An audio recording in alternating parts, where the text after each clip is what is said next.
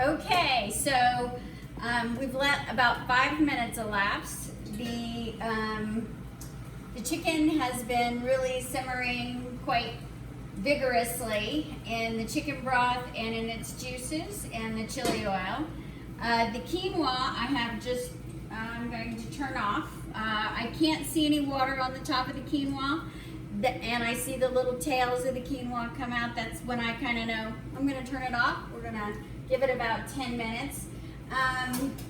The asparagus is, you can see, pretty brightly green and is starting to brown. So I'm actually going to just turn that off, and whatever it does under there now is going to be completely fine. I did want to mention that I'm using as the primary spice in this the Leap and Lizard Spicy Chili, okay? You could also use my Raging Cajun. You could use the Bloody Good on Everything, or if you have a really good Spanish paprika, you could use that as well. But you do need something that's got a lot of flavor going on because it is the primary flavor component of this meal. So this is bubbling nicely, and what I am going to do is take the chicken out, and I'm going to put it back in. So I'm just taking it out for a second. Well, a little more than a second.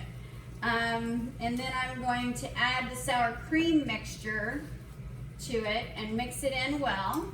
So I'm going to just set this over here for a minute. We're going to take the sour cream mixture. Now, if you find when you get to this point that you've got too much liquid, if this is just like, man, that is going to be way too, don't worry about the soupy part. If that's too much liquid, then what you're going to need to do is just actually turn up the heat and let it kind of reduce down a little bit. But I really have a good amount of liquid here. It's not too much, it's not too little. My son really likes this sauce, so he may end up saving it and putting it on rice or pasta. So it makes a good leftover kind of sauce because it's picking up all those notes from the chicken and the onions and the spice and the chili oil. So I'm just going to kind of mix this in. The cornstarch as a thickener takes a little bit of time to work. When I say a little bit of time, it's like 5 minutes. But at first you're going to put it in and you're going to think to yourself, ooh man, that's still kind of soupy. Give it a little bit of time, it'll be fine.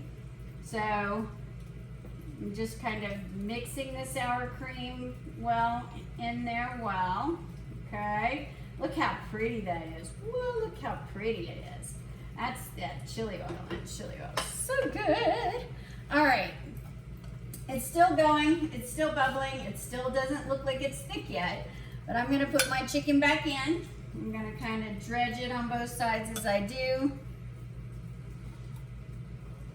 Probably return it to the side it was cooking on last.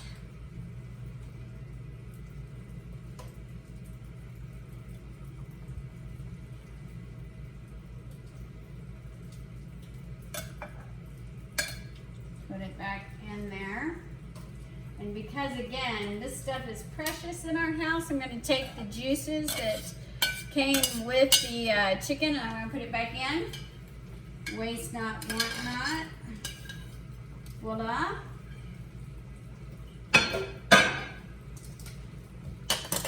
Return to my little mixture. Now, I want you to see something. This is now a thicker sauce. I don't know if that translates. See, it is a thicker sauce, and the more it kind of sits here and simmers, I'm going to turn the heat down to a medium low. The more it sits here and simmers, the thicker it's going to get. Okay? We are ready to eat, babe. So I'm going to dish you up one just so that you see what it looks like all together. Excuse me, I'm just going to come over here and get a plate. So, We've got our roasted asparagus.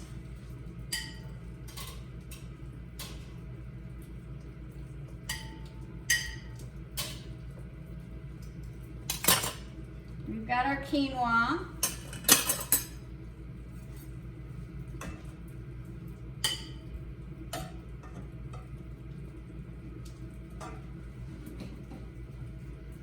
And we have our creamy, spicy chicken. And we're just gonna ladle some of that spice.